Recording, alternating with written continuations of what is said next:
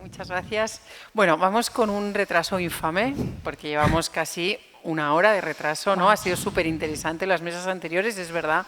Yo creo que lo importante de estas jornadas es crear la red, ¿no? Crear las relaciones. Está claro que de lo que se está hablando es de un problema muy diverso, un problema territorialmente, por sectores, por características, etcétera, y que creo que el papel que podemos jugar como Fundación Gabeiras y el papel que se puede jugar desde nuestra institución, ¿no? Es favorecer la creación de esta red, ¿no? Esta red que va a ser necesario construir entre todas y todos para crear el relato, para crear la necesidad social, para crear el impulso político, para apoyar ese impulso político y luego para poder construir recursos comunes que tenga este tejido, ¿no?, de personas e instituciones que van a estar preocupados que están preocupados por esta cuestión. Una cuestión, además, que si consideramos esencial, porque yo siempre lo digo, cuando tú consideras algo esencial, algo que te duele mucho, porque es un daño profundo a tu dignidad, o es un daño profundo a tus principios y valores, normalmente estamos hablando de derechos fundamentales. Entonces, aquí de lo que estamos hablando es de derechos fundamentales, de la libertad de creación artística, estamos hablando de derechos fundamentales como es el derecho de acceso a la cultura y a la preservación de la cultura, como está vinculado al patrimonio futuro de nuestros países y por eso es por lo que todo el mundo tiene aquí la vibración de que esto es muy importante, ¿no? Y es por esa vinculación siempre que hay con los derechos fundamentales, ¿no? Y por eso podemos impulsar o llamar la atención de las administraciones públicas para que pongan el foco en este problema y para que creen los recursos y las estructuras, ¿no?, que ya veremos cuáles tienen que ser, que no tienen por qué ser centralizadas, que tienen que ser de fomento, pero cómo.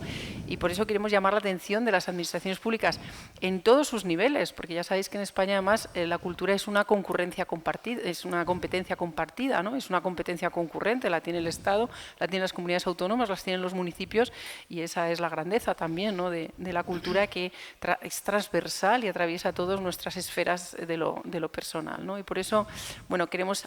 lo importante es que exista esto, que exista estas jornadas y que exista este diálogo, porque el problema es verdad que es muy complejo y hay que empezar a desgranarlo y a tejerlo. Y aquí vamos a meter una nueva complejidad, que es distintos sectores. Hasta ahora se ha hablado de arte. ¿Perdona? No te entiendo, me están diciendo algo, pero no tengo el apuntador, no tenemos sistema de apuntador bueno.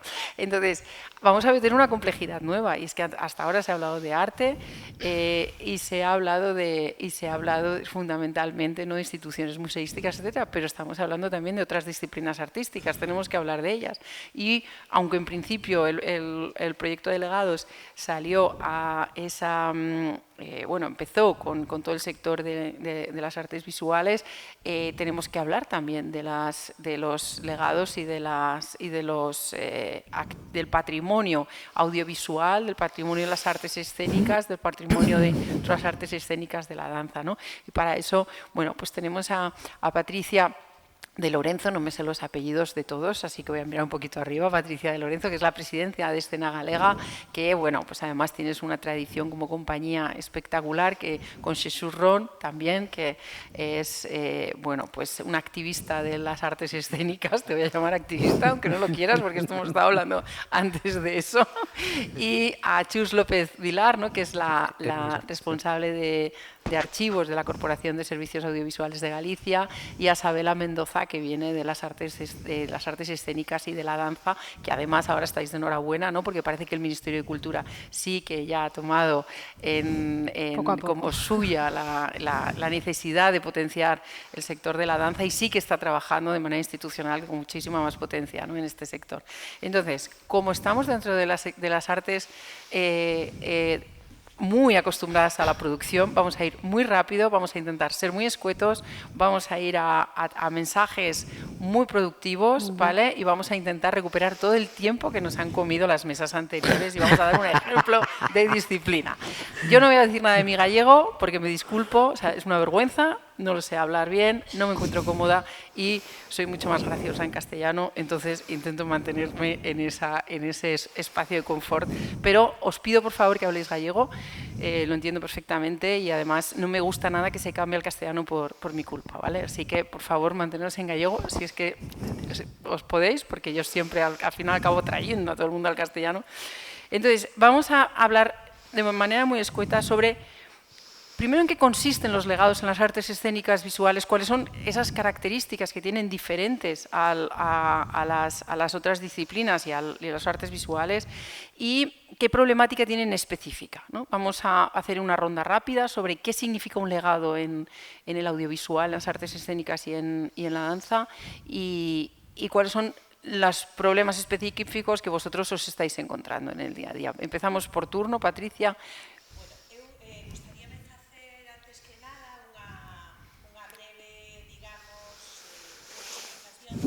De que é Estela Galega. Estela Galega é unha asociación que se crea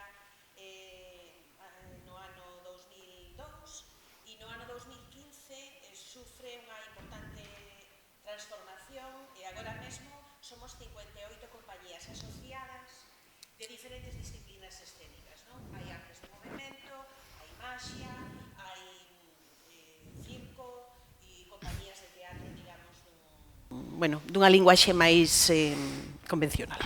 Digo isto porque tamén, para que vos fagades unha idea do tipo de producións que se levan a cabo, non? En xeral, como asociación, quero dicir que hai unha gran inconsciencia. Eu creo que además, este número de 58 compañías tamén implica que é unha asociación moi representativa do sector a nivel galego e mesmo a nivel estatal, pois é a máis numerosa de todas as que existen. E como idea xeral, nós como asociación e na xunta directiva, cando eu avisei de que viña aquí e pedín certo feedback sobre temas para expoñer como representante de escena galega neste caso, hai unha inconsciencia bastante xeral de conceptos que se falaron aquí como conservación, catalogación, reparación, toda esta terminoloxía vinculada ás artes escénicas en xeral brilla pola súa ausencia, non? É dicir, non temos esta conciencia como sector de que o traballo que facemos ten un valor e que isto debería alguén ou nos mesmos guardalo, documentalo, porque serve para algo. Aparte do valor que ten en sí mesmo, ten unha utilidade non só no presente, senón no futuro. Entón, digamos que de momento aquí, a nivel de conciencia do propio sector, é bastante baixa, non? O nivel é bastante baixo.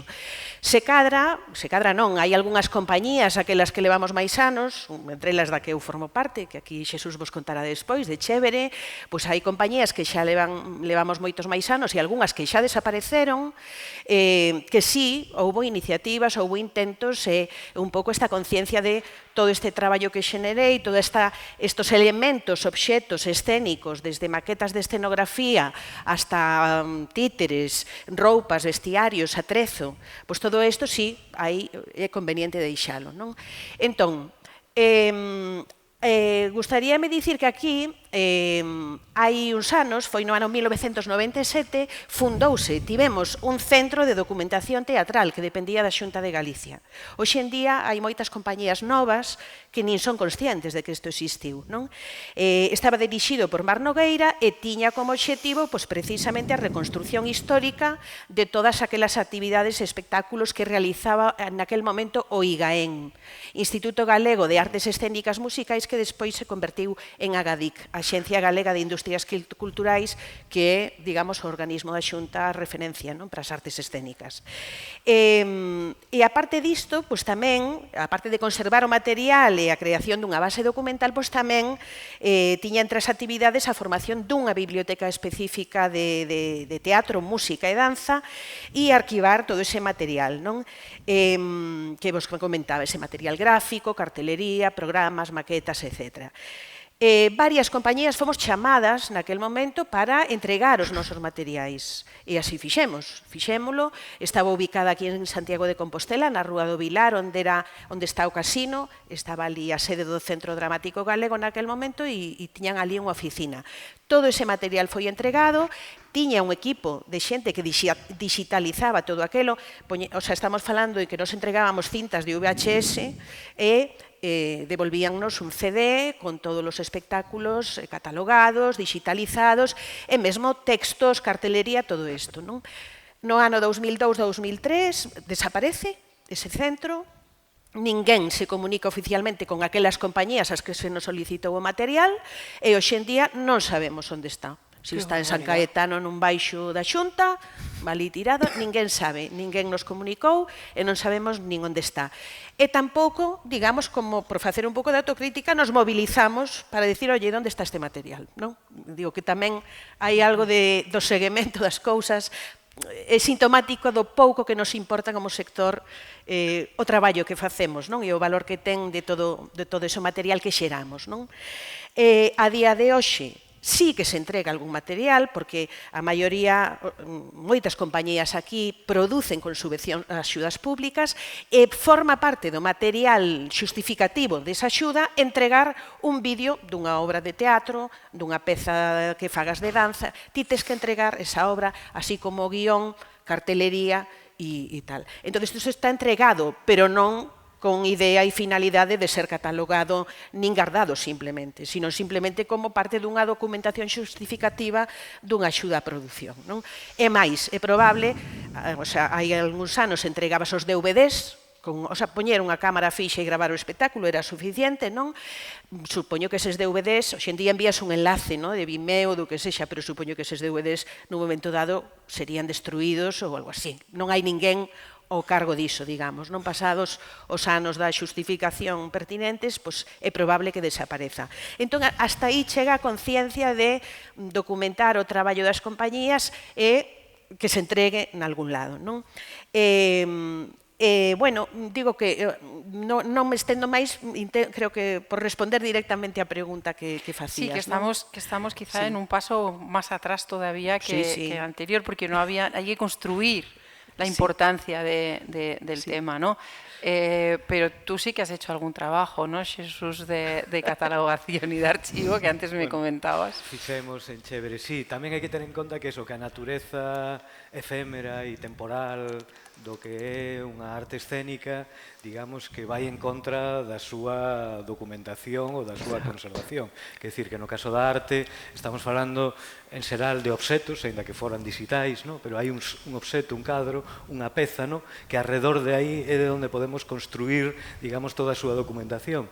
Pero creo que no caso das artes escénicas, que moitas veces últimamente se chaman artes vivas, e aí está un pouco aquí da cuestión, a inmaterialidade. Claro, non hai un obxecto, non hai unha obra, non hai unha novela, non hai... Non hai unha pieza.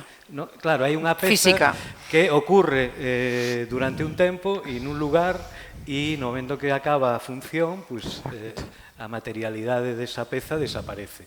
Entón, o único que podemos facer para documentar esas pezas é, pois, digamos, conseguir xuntar unha serie de pegadas ou de pistas que permitan achegarse ao que foi eso, pero nunca vamos a poder conservar realmente o que é unha peza de artes escénicas porque esa peza, digamos, só permanece na memoria das persoas que, como testemunhas, asistiron, digamos, unha función diso. Entón, esa inmaterialidade da obra ou da peza en sí tamén conleva toda unha serie de problemas. Nos, si é certo, e falábamos antes sobre todo o caso da Sala NASA, non tanto de Chévere, a Sala NASA como un espazo que se funda en Santiago de Compostela, que se abre en 1992 e que permanece aberto e funcionando ata 2011, desde o primeiro momento era un espazo que creamos coa insensatez propia de cando tes 25 ou 26 anos, era un espazo industrial, un garaxe localizado aí no campus universitario, cerca do campus universitario, convertímoslo como nun espacio, chamábamos de unha nave de servizos artísticos, fundamentalmente de artes vivas, aínda que tamén de tamén había exposicións ou proxeccións de cine e outros temas. Si desde o primeiro momento tivemos a preocupación de xerar esa documentación que debería de acompañar a memoria de iso que estaba acontecendo.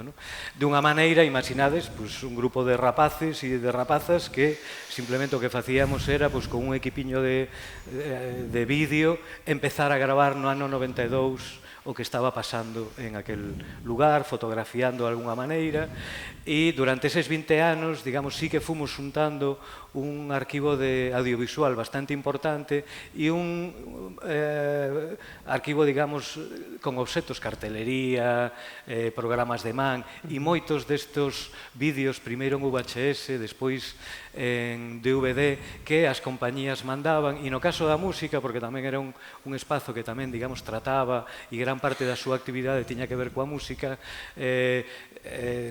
naquel momento inicial, os grupos de música te mandaban unha cinta de cassette, para que ti miraras se o programabas. Logo tamén se foron a outro tipo de soportes. Nos fomos xuntando todo ese tipo de soportes, tiñamos unha colección de centos de cartéis que nos mandaban grupos de música, de teatro, de todo tipo, e realmente no 2011, cando temos que pechar o espazo, eu creo que aí perdimos o que eran os obxetos, prácticamente o 80% dese material tirámoslo directamente, porque non tiñamos onde leválo. Si guardamos o que sería o arquivo audiovisual, que se perdeu por mala conservación. Era un edificio con graves problemas de humedade, de frío, e durante 20 anos acumulando ali ese material, digamos que aproximadamente o 30% dese material audiovisual perdeuse por mala conservación. Nos seguimos conservando a día de hoxe os restos dese arquivo audiovisual. No ano 2010 creamos unha plataforma web que era redenasa.tv, donde fomos volcando ao longo dos anos moito deste material audiovisual. Digamos que esa web quedou obsoleta e desde hai aproximadamente un ano, por problemas técnicos e de imposibilidade de mantelo e de recuperar e reparala, xa non se pode nin consultar, pero aí digamos que estaba depositado gran parte da memoria audiovisual da Sala NASA. Nos fomos ao longo dos anos facendo copias daquelas cintas de VHS, digitalizalas, ir facendo copias en discos duros, e nos últimos 3-4 anos estivemos intentando facer o trasvase desde aquela páxina que se estaba quedando obsoleta e desde os nosos discos duros, digamos, algún tipo de soporte onde puderamos facer unha catalogación mínimamente profesional, por decirlo de alguna maneira, e conseguir que fora de acceso totalmente aberto, e con ese sentido que era inicial tamén de que gran parte da nosa actividade se financia con fondos públicos, e para nós debería de ser obrigado o retorno do resultado dese traballo que faz con unhas achegas públicas, debería de ser parte do retorno que nós debemos de facer digamos, non a administración, sino a devolución ao dominio público. O problema é que non hai do outro lado ninguén. O sea, que isto é un monólogo donde, en este caso, os artistas ou os asentes culturais dialogamos para nós mesmos ou, en todo caso, para o público. En Galicia non existe nin siquiera a posibilidade de entablar esta conversa con administracións. Desde logo, as artes escénicas, as artes vivas en Galicia viven nun mundo totalmente invertebrado, non hai estrutura, non hai columnas vertebrais, non hai nada que poda agora mesmo sustentar, porque non existe unha política pública que atenda as artes escénicas. Entón, digamos que somos todos como invertebrados que andamos vivindo como podemos sobre un espacio líquido, pero que resulta moi difícil materializar isto de alguna maneira. Eu, e o comentábamos antes, personalmente, despois de todo este periplo e agora cos custes que estamos soportando como compañía, a nos manter este legado da Sala NASA, este arquivo, este fondo documental puramente audiovisual, agora mesmo ten alrededor de 1.600 registros, ten un custo económico que estamos asumindo, pero que evidentemente non vamos a poder manter indefinidamente. Son alrededor de 3.000 euros o que nos está costando, digamos, manter o espacio que ocupamos e que poda haber un mínimo de acceso público a él. Pero claro, necesitaríamos algún tipo de descentralización, interlocución con alguén para que isto realmente ver se ten sentido que exista, o que falábamos antes. Estamos falando tamén dun arquivo e dun fondo documental que non está baseado en grandes nomes, en grandes figuras da arte española ou internacional, nin siquiera galega. Creo que unha das singularidades deste fondo audiovisual é que mostra dunha maneira directa o que era a vida cultural dunha pequena cidade como Santiago de Compostela e o que estaba pasando ali. Quer dizer, aquí nos cruzamos desde mostras de teatro universitario, hasta mostras de teatro aficionado, hasta vídeos que teñen que ver co grupo de teatro que había no Hospital de Conso, formado por pacientes. Aquí temos, por exemplo, un arquivo dun espectáculo dun formato singular que hai en Galicia, que é Ultranoite, que é un cabaré político que se leva facendo desde 1993 ata a día de hoxe de maneira interrumpida, e que é unha crónica escénica da realidade, da sociedade de cada momento, pero que non está alimentada por xente conocida, famosa, sino que está alimentada polo común.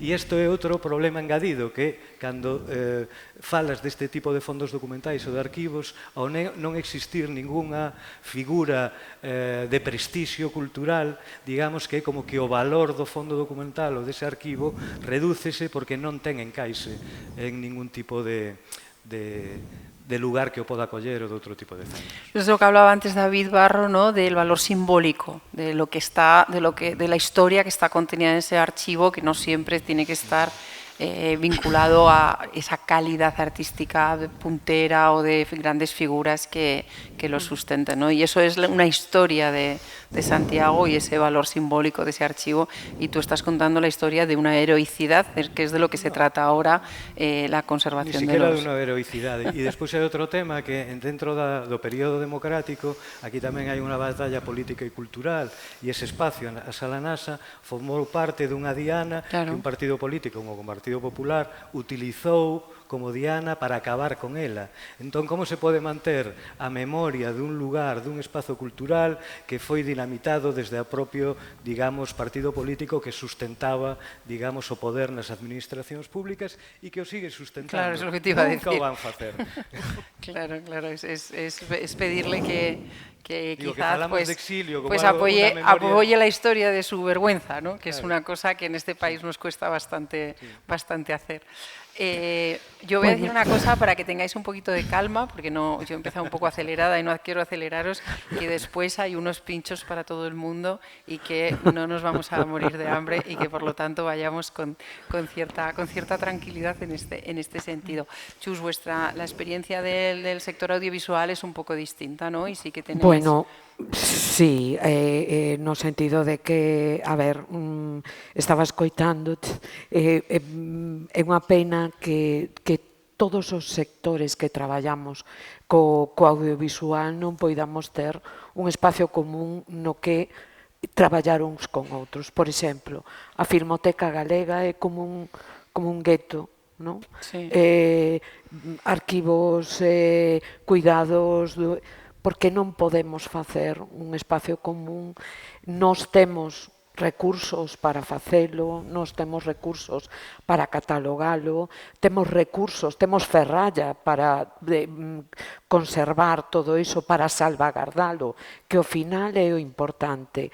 Nós temos un arquivo, actualmente temos como 2 arquivos. Un arquivo histórico que ten máis de 300.000 horas, 600.000 cintas e 1,5 millón de rexistros. E temos un arquivo xa nativo digital que empezou a principios, a finais do 2017 e que xa xuntamos máis de 150.000 horas. Xa non contei os assets, non contei os ficheiros, pero temos a estructura como para dar soporte e recuperar eses legados. Pero cal é o problema? O problema é que o noso arquivo é caro, carísimo. É dicir, manter isto xa dende 1985 costou un mundo de pasta, porque estamos totalmente supeditados a cambios tecnolóxicos impostos desde as grandes compañías. Eu sempre digo que o noso arquivo é o arquivo de Sony. Ti vas polas estanterías e vas vendo todos os distintos formatos. Neste momento xa eliminamos o Umatic, pero aínda temos pulgadas, que son cintas enormes que facilitaron as retransmisións, etc. Entón, isto é un tesouro do que eu estou moi orgullosa de traballar tantos anos nel, levo casi 40 anos traballando con isto e espero xubilarme traballando con isto tamén, pero é moi caro. De feito, no 2017 o paso ao formato digital, coa digitalización de todo o sistema de producción e a digitalización do arquivo, foi curioso o gasto que tivo que facerse, pero tiña que facerse. Y una pregunta, ¿el archivo físico, o sea, el repositorio, dónde está?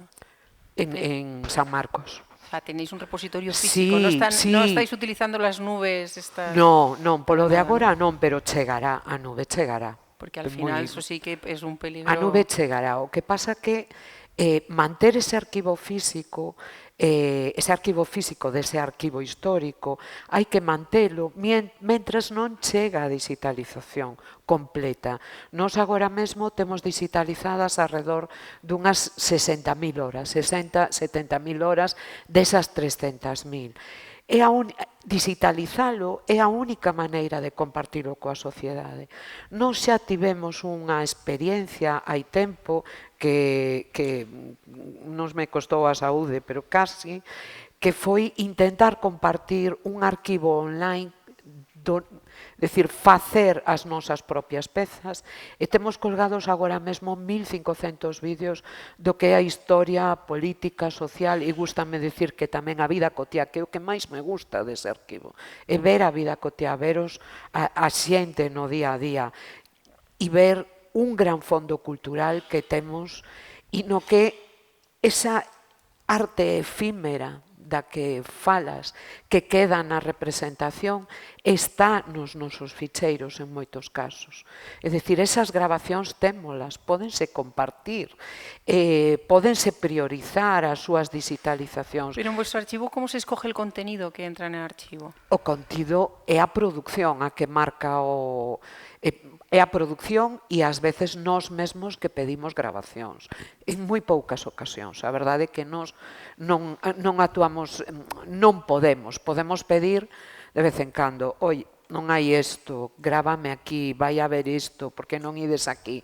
Pero eso é moi poucas veces. A verdade é que son os servizos informativos, son os programas os que marcan os contidos que entran no propio arquivo. ¿Y no estáis abiertos a otros espacios, por ejemplo, para coger archivos de las artes escénicas? Eso sería fantástico. Mira, o último legado, cando falabades antes... Si buscamos aquí unha solución e salimos claro, de plantear tanto pero problema. Mira, solucionábamos o tema da Filmoteca. A pobre Filmoteca, que ten uns fondos maravillosos, pero que ten moi poucos recursos, pois podíamos colaborar con eles, pero é increíble que entre dous institucións que non haxa esa colaboración. Si xa non hai colaboración aí, por exemplo, o último legado chamolle que era unha adquisición, como decía Rosario, era unha adquisición. O último legado, non sei se vos acordades de Cao, que foi o produtor de Urxa. Cao ten antes de que TVG comezara as súas emisións, funcionaban como freelance, como productoras, e facían moitísimos traballos para todo tipo de institucións, incluso facían grabacións, os brutos, para a televisión española. Todo ese material hai que asimilalo, é dicir, non pode quedar aí. Sí que é certo que se trata dunha adquisición. No mundo audiovisual os legados son moi poucos, é dicir, todo o mundo quere os cartos. Entón, avaliar eso, son legados envenenados, porque son legados que non teñen unha tarefa de produción previa. Hai que investigar como está todo o tema de dereitos, hai que digitalizalo, moitas veces desde formatos antigos, obsoletos, que non sean incompoñentes para facer para facer o cambio de formato. Son legados envenenados, pero hai que facerse cargo deles. Eu levo 2 anos intentando, pero non polo de agora non recibín unha contestación clara. Que alguén decía antes, todo é moi lento na administración. É dicir, o que podemos falar el máis eu, canto tes? 1500 ficheiros. Vale, en que formatos tes? En esto, en esto, en esto. Tes algunha información sobre estos ficheiros? Vale, eses 1500 ficheiros para nós convertilos, depende da orixe que teña ese formato, poderían estar digitalizados si temos as ferramentas necesarias, que tamén hai que ver o que decía, de onde partimos, pois están digitalizados nunha semana. Para nós 1500 ficheiros non é nada. O sea, é unha pena. Mira, aquí vamos a hacer un maridaje estupendo y... Digitalizados está... Claro, digitalizados xa está. Sí, pero, vale, poden estar digitalizados. Vale, pois perfecto, pero si tendes, digo eu, materiais que non estean digitalizados, que todo ese tema podemos ter unha colaboración moi directa, pero é todo moi lento. O sea... Sí, luego una vez que ya está todo ese material digitalizado es qué se hace con él, ¿no? Claro. Porque ¿Qué se fai la cuestión con también eso? está en cómo después y en qué condicións se é mantiene vivo y se adquisición. fomenta, Claro. ¿no? Isabela, desde el punto de vista de la danza y de vuestras coreografías, ¿cómo se protegen? ¿Qué experiencia tienes tú en bueno, el sector?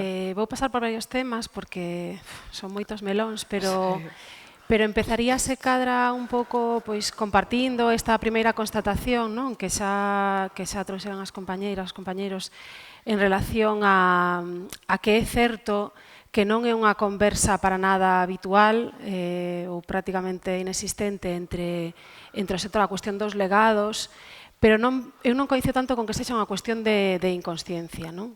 Creo que está máis ben como dunha imposibilidade de atender este asunto porque particularmente, polo menos aquí en Galicia, bastante extensible, penso na miña experiencia en España, pero imos falar aquí deste territorio, estamos ocupadas na supervivencia. É dicir, a situación das artistas xa se falou aquí e alégrame que se insista tamén nesta cuestión de que hai que atender ese paso previo da capacidade de vivir dignamente e de continuar creando. A situación aquí da danza e das artes performativas en xeral, ou artes vivas ou artes escénicas, é dramática, absolutamente. Entón, non creo que exista unha inconsciencia porque, de feito, estamos documentando máis que nunca.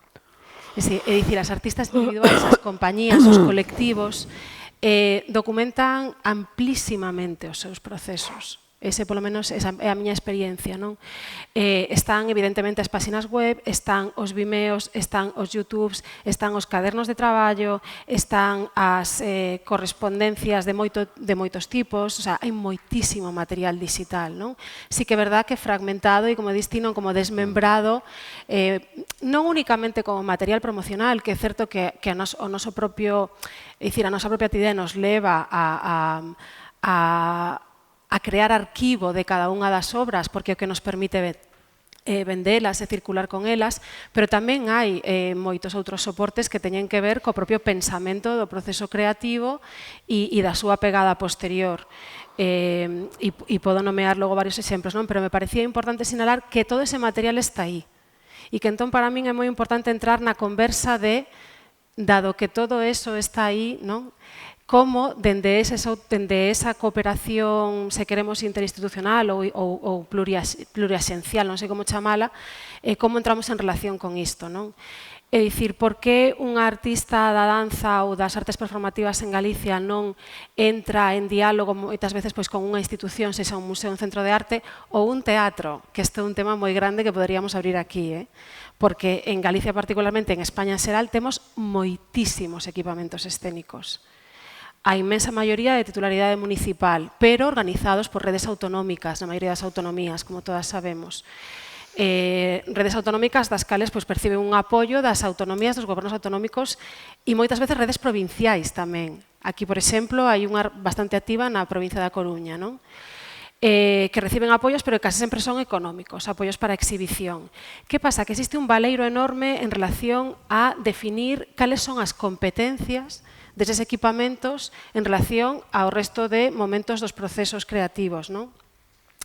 Hai escasísimos exemplos de teatros que se dediquen á mediación en Galicia, case nulos de apoio á creación ou produción, e moitas veces de maneiras informais, por acordos entre persoas e cómplices, pero que non se formalizan, senón que se chegan a acordos intermedios, e xa de preservación ou difusión ou de legal, bueno, eso xa é inexistente.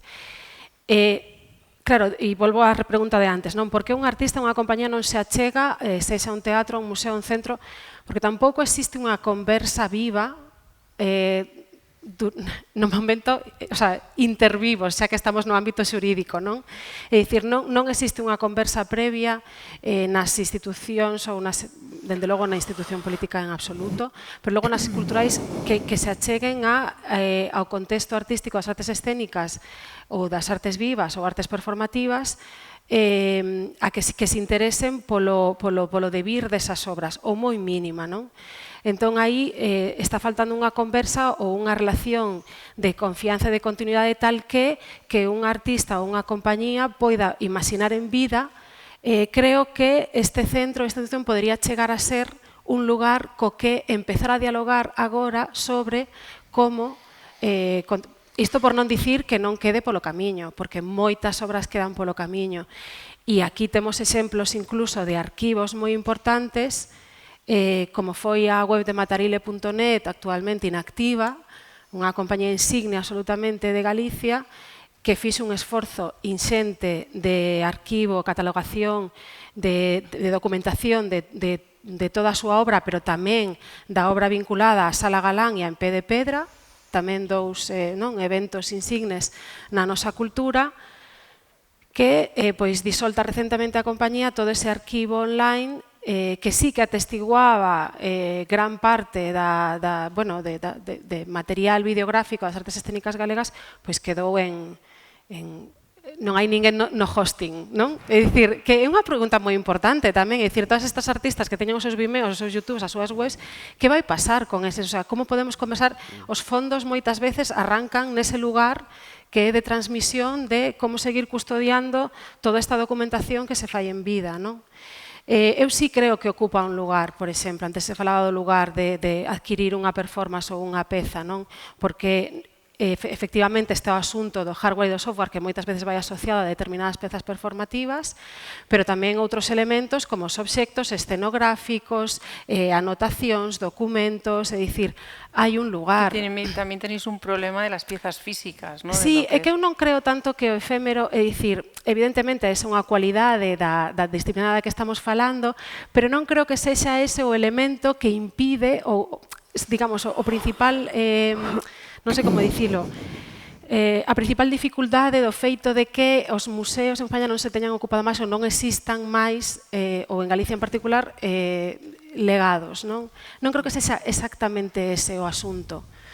E máis aínda cando xa temos pasado tamén por moita práctica contemporánea e incluso nas propias artes visuais e artes plásticas hai obras de inmensa dificultade de conservación que tamén teñen que ver con elementos moi diversos e que moitas pezas performativas ou da danza tampouco difiren tanto. Hai partituras de moito tipo, coreográficas, hai nas faladas, evidentemente hai traballos de transmisión corporal que incorporan unha capa moi interesante tamén a hora de, unha vez que se custodia unha obra performativa, e vou rematando, disculpade, ou coreográfica, como se reactiva, porque se o interese, non? É dicir, como non quede nun almacén digital ou nun almacén X, non? Ou desmembrado o vestiario por aquí, a partitura por allá.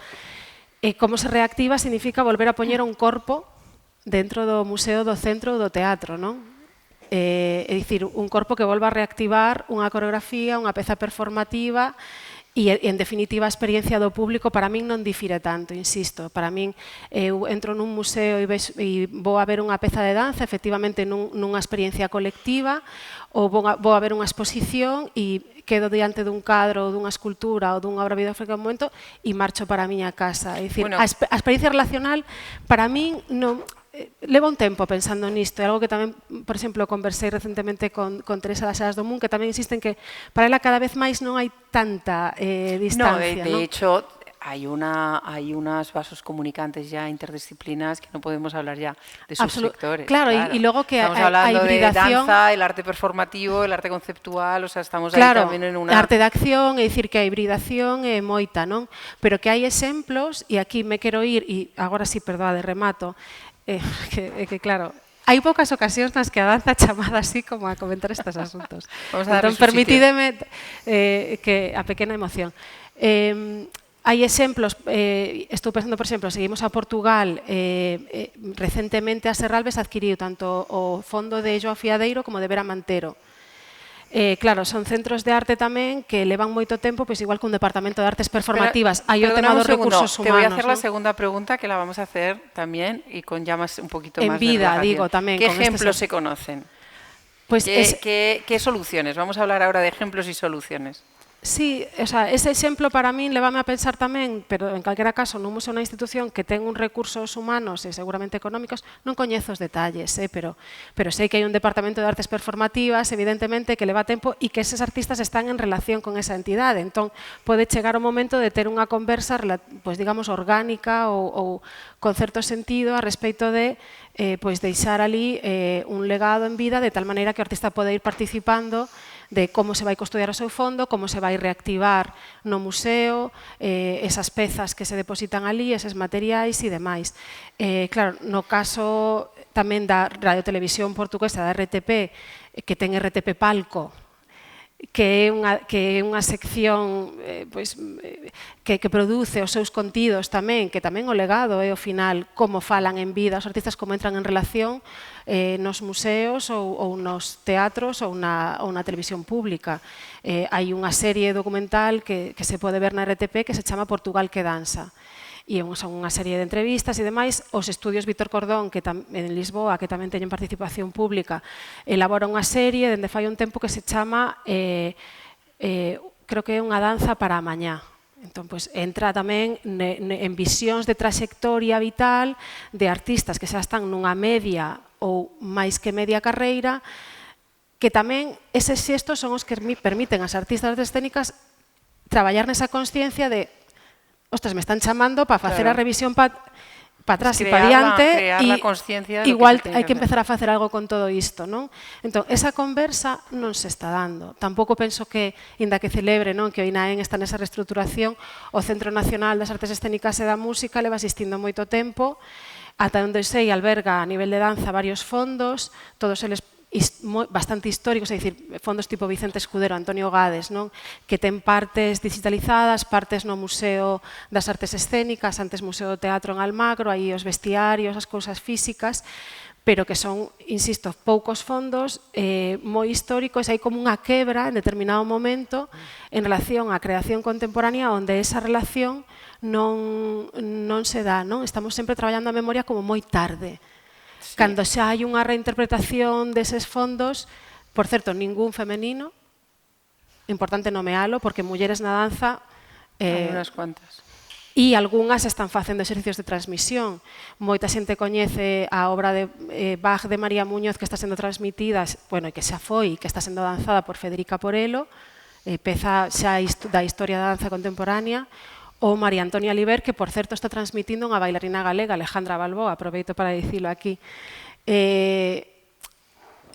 Eses exercicios de transmisión tamén deben ser apoiados. A día de hoxe son iniciativas independentes, pero son proxectos tremendamente fermosos a hora de imaginar un acompañamento institucional ou dunha xencia cultural, non? Hai xornadas de estudo, pero Pues tenemos que hacer un Legados 2, ¿no? Tenemos que hacer un Legados 2 para recoger toda esta problemática. Patricia, tú como... Bueno, eu traía apuntadas tamén uns referentes. Sí. Recentemente, nos fomos traballar a Coimbra, en Portugal, e antes de ir alá contactan con Chévere, neste caso, o Centro de Documentación e Información da Sena Lusófona, para que aproveitemos a viaxe para levar cartelería, publicacións dos nosos textos, o que consideráramos, fotografías, material para deixar alá. E curiosamente dixemos, ostras, pues resulta que o Centro de Documentación Teatral ou de Artes Escénicas de Galicia na actualidade está en Portugal, en Coimbra. Dixemos, polo menos hai alguén que deixou ali un espazo para Galicia. Despois tamén un referente ao archivo de Llura, do Teatre Llura, que estiven consultando, a excusa de vir aquí, pois estiven mirando, e é unha maravilla tamén, é unha iniciativa de como un espazo e un teatro garda a súa historia, a súa memoria con estes fins, ademais de incentivar a investigación e de que sirva no futuro para algo. E claro, evidentemente tamén con un equipo que hai detrás que xestiona eso, non? Tamén é cando notas a diferencia que entras nun archivo e entras nun fondo documental e xa ves por como consultas e como está, si hai un equipo realmente de profesionais que está detrás diso, non? E despois tamén a través da experiencia de Chévere foi que o coñecemos en primeira man o Centro de Documentación de Artes Escénicas e de la Música del INAEM, que no noso caso, a min constame que hai varias compañías que teñen espectáculos nesa páxina web, nesa teatroteca que lle chaman e que ademais agora pretenden que sexa ademais un espazo digital accesible para persoas con distintas discapacidades, e resulta que, no noso caso, simplemente este centro contactou cando nós fomos traballar a Madrid, nunca estando traballando en Galicia, non? Entonces, o centro contacta, vamos desplazar o noso equipo para gravar o espectáculo, falamos únicamente de gravar o espectáculo, nas mellores condicións de audio e de imaxe, isto edítase e pasa a formar parte desa teatroteca onde profesionais, investigadores, xente do ámbito da educación e as propias compañías solicitas, quero ver tal espectáculo ou esta documentación ou tal. Claro, isto sería o desexable, o que debería ocurrir a nivel institucional galego como mínimo, non? É dicir, que haxa un centro similar aquí en Galicia que se centre en documentar e arquivar e guardar e preservar e todas estas palabras que se utilizaron pro futuro, non sei, aquí temos unha escola de arte dramática, o sea que a nós como compañía, e supoño que lle pasará a outras, moitas persoas a título individual diríxensenos a nós para localizar, oye, podo ver aquel espectáculo de Nevermore sobre o Prestige da semana pasada, podo ver onde podo tal, somos nós quen estamos, somos accesibles, non? Realmente, localízante e facilita, sí, por suposto, toma, mira, remira, calquera información ou documentación que necesites, aquí está, pero bueno, tamén é algo que depende de cada quen. Antes Fernanda Torrente, que no sé si puede preguntar algo, pero justo estaba comentándome, porque como vamos con tan poco tiempo y no sé si habrá para preguntas, del papel de las universidades, del papel de lo educativo y de la relación que tiene que haber entre estos centros y estas instituciones y los propios centros universitarios de investigación, que es donde se ubica, ¿no? También la investigación, que existiese esa relación para... Claro, tería todo sentido, ¿no? Porque ademais estamos nunha etapa, nun momento vital, o sea, clave. Comentábamoslo antes, quero dicir, aquí a traxectoria escénica galega, bueno, é relativamente curta, non? Digamos, falamos de teatro desde amateur a teatro profesional, relativamente curta. Empezaron xa a desaparecer algunhas compañías, non? Estamos no momento en que aínda existimos as persoas, e estamos aquí as persoas que temos os obxetos, as cousas. Isto dentro de 15 anos ou 20 anos podemos estar nun contexto completamente diferente, onde creo que falaba de Xoxe aquí antes de depende da familia, de onde quedar ese legado e vai depender desa sensibilidade das persoas que rodeen ese legado, non? Que chegue a algún lado ou non. E entón, pois é o momento de reaccionar, de empezar a falar, de empezar a tomar conciencia, non? E creo que estamos nese momento clave, desde logo. Sí, no, totalmente. Y además estamos en un momento clave porque la cultura ha sido declarada un bien esencial, básico de primera necesidad, y también desde el sector debemos de pensar eso qué significa, qué obligación tienen las administraciones públicas, cómo interpela eso a las administraciones públicas. Ha sido declarada un bien público mundial. ¿Cómo se preserva ese bien público y cómo se preserva para las futuras generaciones? Yo estoy intentando acortar un cuarto de hora del tiempo que llevamos de retraso. Estamos dedicándole tres cuartos por ahora. Entonces, Jesús, Chus, si tenéis alguna cosita más que añadir sobre este tema de experiencias o incluso de soluciones, ¿no? De qué se podría hacer. A mí gustaríame simplemente a mellor ampliar alguna cuestión que dixo Sabela, ¿no? Sobre a natureza singular que ten, ¿no? Como documentar ou como preservar unha arte efímera como as artes escénicas. Por un lado, creo que hai, desde Galicia, polo menos, hai un problema, primeiro, de contexto, non? Estás falando en castelá. Estás falando en... Vale. Pasa el galego. Digo que no caso galego temos un problema, por exemplo, de contexto, non? Vale, a cultura é un dereito recoñecido pola ONU, supoño que o recoñecerá desde a importancia que ten a diversidade cultural, non? Entón, bueno, desde Galicia facer artes escénicas ou facer teatro, primeiro, para non supón un problema de contexto. Cal é o noso contexto? Creo que o que acaba de dicir Patricia é moi paradigmático, moi sintomático do que está sucedendo. E é que desde Portugal consideran que o teatro galego ou as artes escénicas galegas forman parte do seu propio contexto. En ese caso, ese arquivo Sena Lusófona o que está tratando de facer é documentar, digamos, o teatro ou as artes escénicas da comunidade lusófona, de todos aqueles lugares do mundo onde existe unha lingua emparentada co portugués. E esa dificultade de encaixar no contexto español eu polo menos apercibo como desde unha dobre marxinalidade, porque lugares como CEDEAN, o Centro de Documentación das Artes Escénicas do Ministerio de Cultura, por un lado está moi centralizado na actividade de Madrid, e, por exemplo, deixa moi na marxe toda a actividade escénica que históricamente en España se coñece como a escena alternativa, que ainda existe hoxe, e da que nós, de alguma maneira, formamos parte. E despois, por outro tipo de marxinación que se debe a que facemos teatro en galego e que formamos parte dun teatro que pertence como unha cultura que aínda a cultura española non sabe como xestionar, que somos unha pluralidade, que existe unha pluralidade, digamos, cultural. Eso, digamos, que son dúas maneiras de sentir unha certa marxinación e de sentirnos fora, digamos, dun contexto.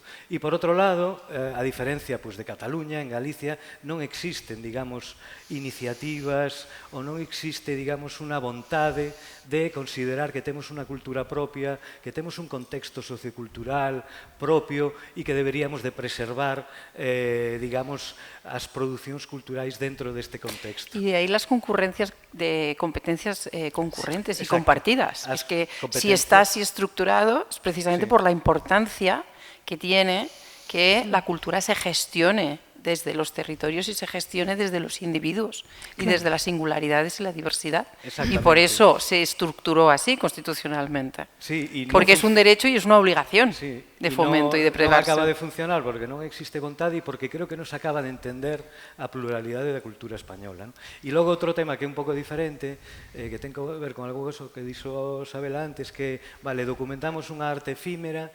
Para min, por exemplo, por un lado hai todo un conxunto de documentación que é a que xeramos as propias compañías acompañando un proceso de creación e que sería, vale, esta é a documentación que acompaña ese proceso e que vai deixando as pistas necesarias. Pero creo que hai outra parte que me parece moi interesante, que é o da restitución. No caso da danza, sería unha bailarina, unha coreógrafa de agora poder restituir unha coreografía de hai 35 ou 45 anos. Creo que sería interesante que o enfoque tamén dun centro de documentación de artes escénicas fora enfocado tamén nese sentido, non só coas coreografías ou coa danza, sino tamén coas obras de teatro ou con calquera peza, digamos, de artes escénicas, porque para min o obxectivo último do legado sería non só a documentación que depositamos, sino tamén que sea útil para que se reintegre en algún momento dado esa peza por xente de outra xeración, incluso de outro territorio, de outra cultura. É dicir, unha obra, pois non sei, por poñer un exemplo, o Nevermore que nos fixemos sobre o Prestige, que forma esa parte da memoria cultural dun fenómeno como foi o social, Prestige, medioambiental, e Nunca Máis, no, Cidadán, pois que en algún momento esa peza se puidera, digamos, reintegrar, reconstruir a partir da documentación que ese centro recupera. Pero non só é conservar eso, porque creo que o fin último sería devolver a reconstruir a experiencia, ¿no? Vale, non de unha maneira original, pero que se pudiera reconstruir aquela experiencia. Y el activismo, o sea, la cultura lo que está haciendo es preservar y transmitir lo que sucedió en aquel momento. Entonces se está haciendo de memoria histórica, de nuevo. Sí, ¿no? sí, pero claro, eso, que ao fin, imaginémonos que nos ahora queremos reconstruir unha peza de Roberto Vidal Bolaño do ano 86, ¿no? Pois que hubiera toda esa documentación necesaria e que hubiera algún espacio, institución, non sei como chamarlle, que permitira e soportase a posibilidade, ¿no?, de reintegrar esa peza a día de hoxe, ¿no? Pues, Chus, no sé si quieres añadir nada más.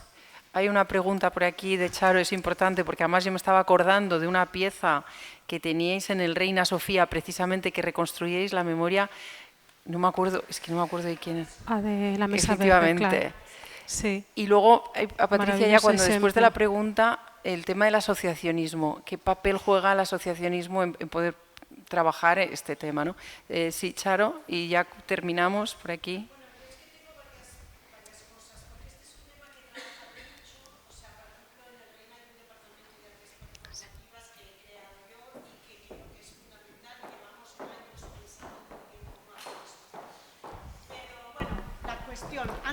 Antes de todo eso, también quería decir, hablando un poco de la Sala NASA y de todo ese material de archivo, y no archivo también, performativo, que tiene que ver con la calle y con la sociedad civil, que creo que institucionalizarlo no es una buena idea.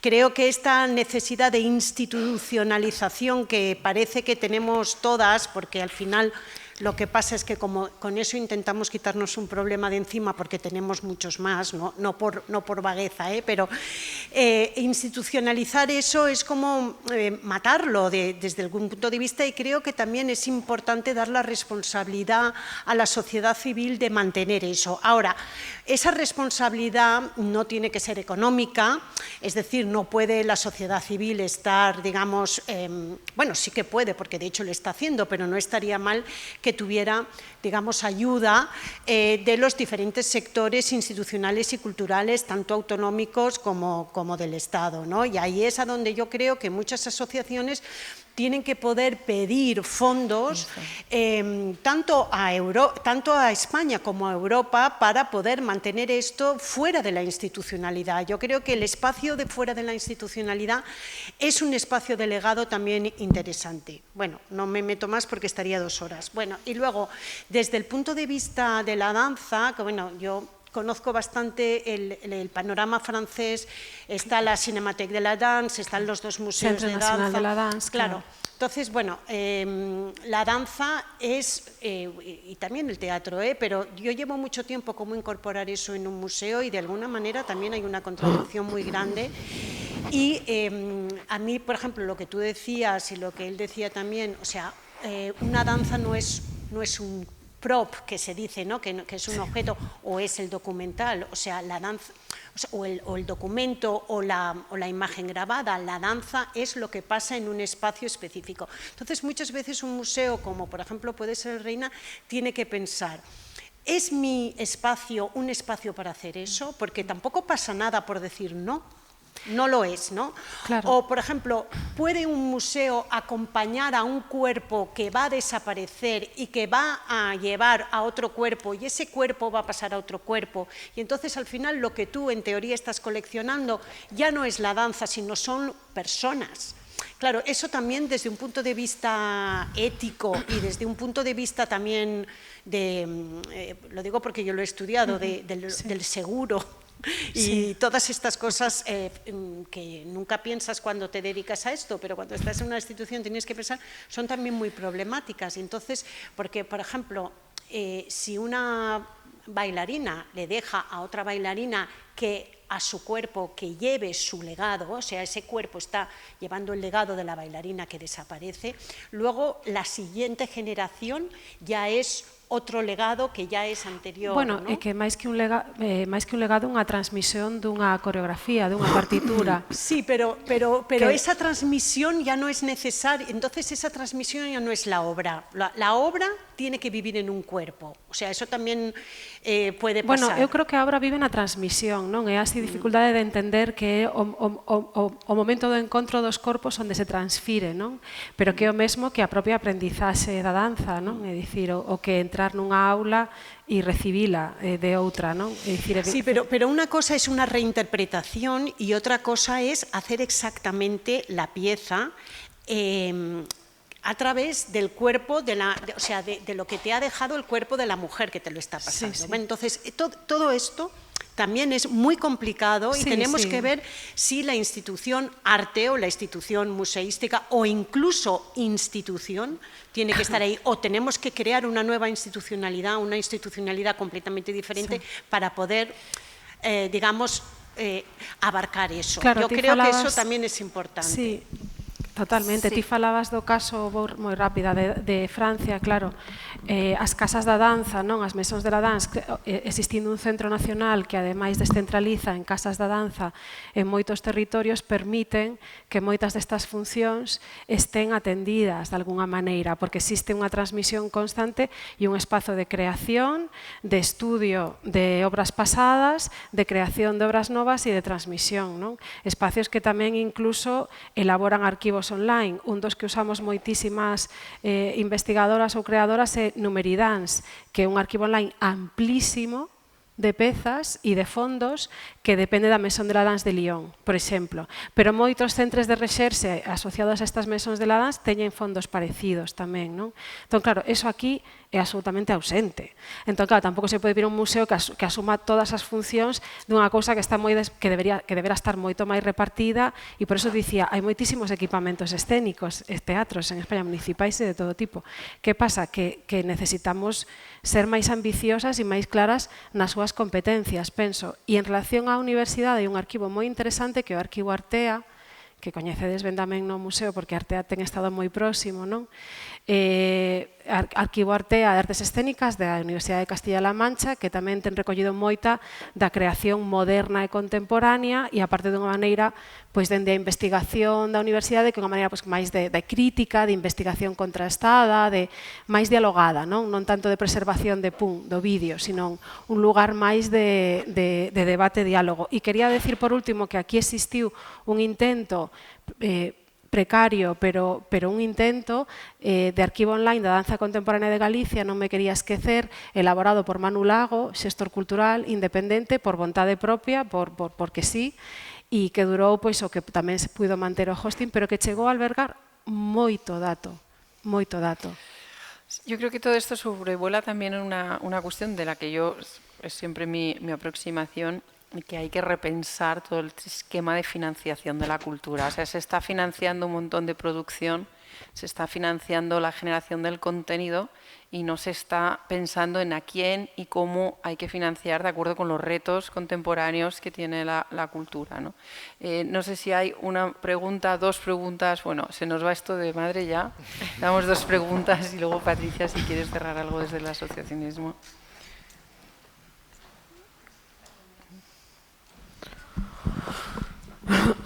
Bueno, creo que en Galicia tenemos un problema de comunicación y de difusión. De feito, me gustaría contestar a dúas cuestións de Xesús e de Isabela en relación con este museo, ¿no? Eu creo, por exemplo, que todo o referente a Sala Nasa é un tema que interesa obviamente a historia recente de Galicia, é un tema que obviamente interesa tamén ao CEGAC, ¿no? Moitas veces eu recibo propostas de cousas e sobre todo propostas de danza tamén. O CEGAC, desde o principio, foi un museo que estivo moi encellado a música contemporánea. De feito, tivo un departamento de música que despois desapareceu, pero a actividade musical continuou. E durante anos o CEGAC recibiu en diferentes etapas de dirección, recibiu grupos musicais en máis ou menos o que poderíamos chamar en residencia. Estivo durante a miña etapa, estivo Vertixe Sonora, pero tamén colaboramos con todos os festivais da cidade. Colaboramos durante a súa existencia co Festival Herdanza, con distintas propostas de performance, co Festival WOS, con Curtocircuito, con Cine Europa, as xornadas de música contemporánea. En relación con Festival Plataforma, desde a súa fundación estivemos colaborando en propostas de performance e de danza. Organizamos a exposición de Olga Mesa con Francisco Ruiz de Infante, con distintas activacións de proxectos entre a danza e a performance. Iñaki Martínez Antelo organizou un proxecto titulado O Museo como Escenario, no que se incluíron distintas propostas entre a danza, a performance, a escenografía, de feito, os fenómenos escénicos. É dicir, neste momento tamén estamos traballando unha proposta escénica de danza con Javier Martín, que iniciou no mes de novembro ou outubro, continúa no mes de xaneiro. Temos comprado tamén para a colección Performance. Estimemos valorando a posibilidade de poder editar unos DVDs ou CDs sobre as propostas de Vertixe Sonora. É dicir, este museo está moi aberto a moitas das cousas que estabades comentando. Creo que quizáis deberíamos ter alguna xuntanza entre nós. Mira, vamos a salir aquí un montón de cosas buenas. Bueno, eu agradecer a primeira vez que a min en público me din que o que se fixo na NASA ten algún interés, digamos, a nivel institucional.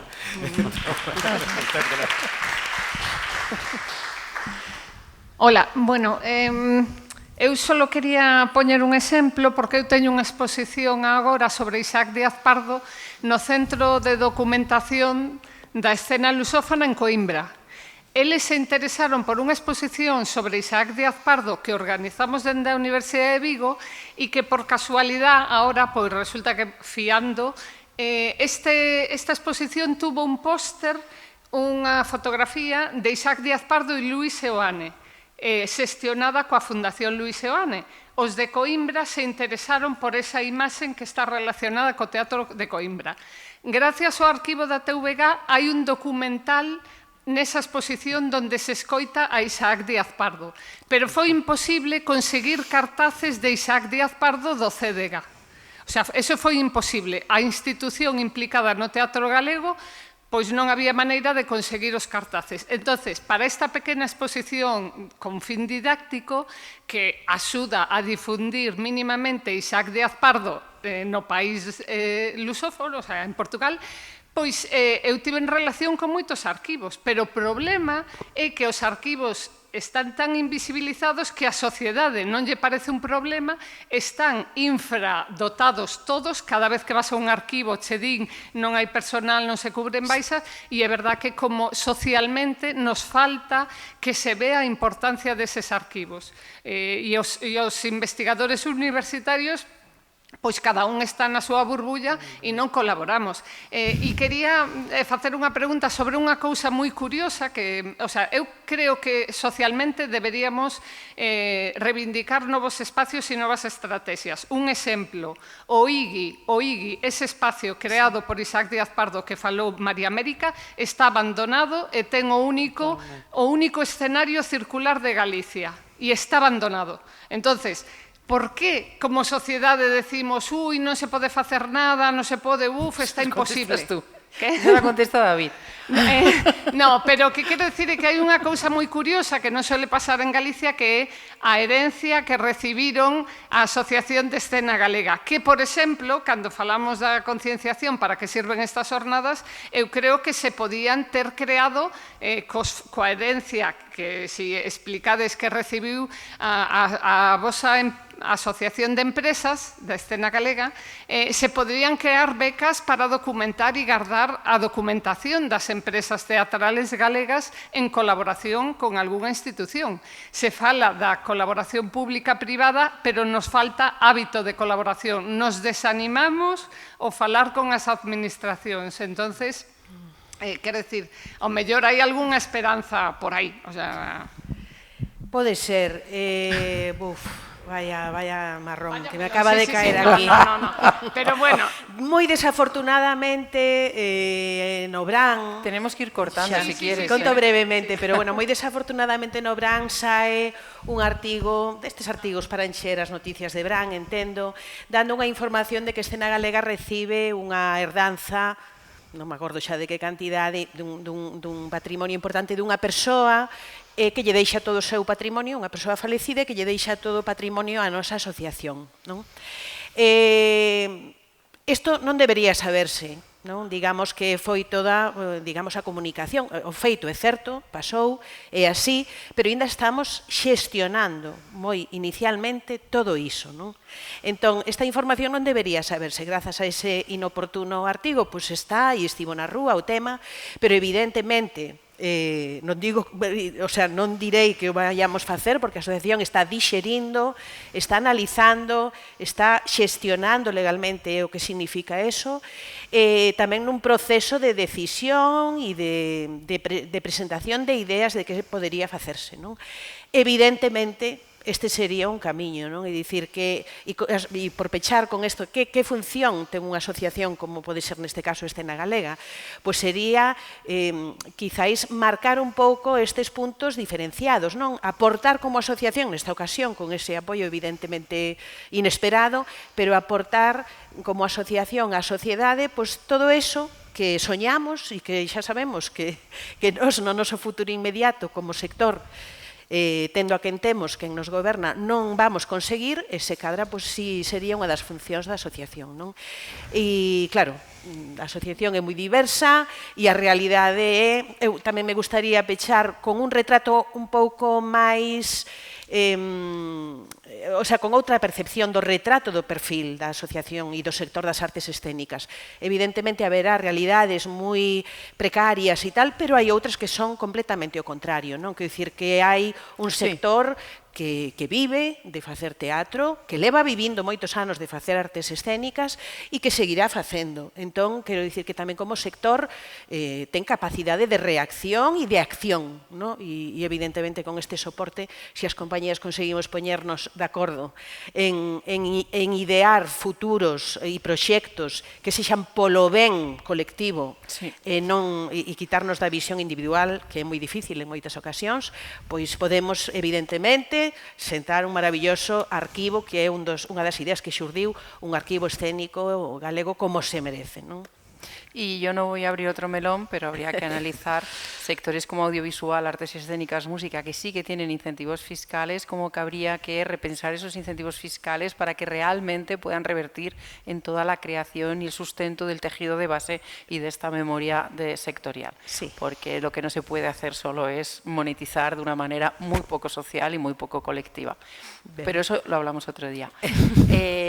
Roger, te quedan 10 minutos para un vídeo, las conclusiones del informe y todo. Vamos a intentar terminar a 1:30, pero no hemos recortado ni un minuto, ¿eh? Muy bien. Así que esto yo creo que es el interés del tema, que realmente es una conversación muy incipiente en la que salen muchas aristas, ¿no? y muchas visiones. Venga, muchas gracias.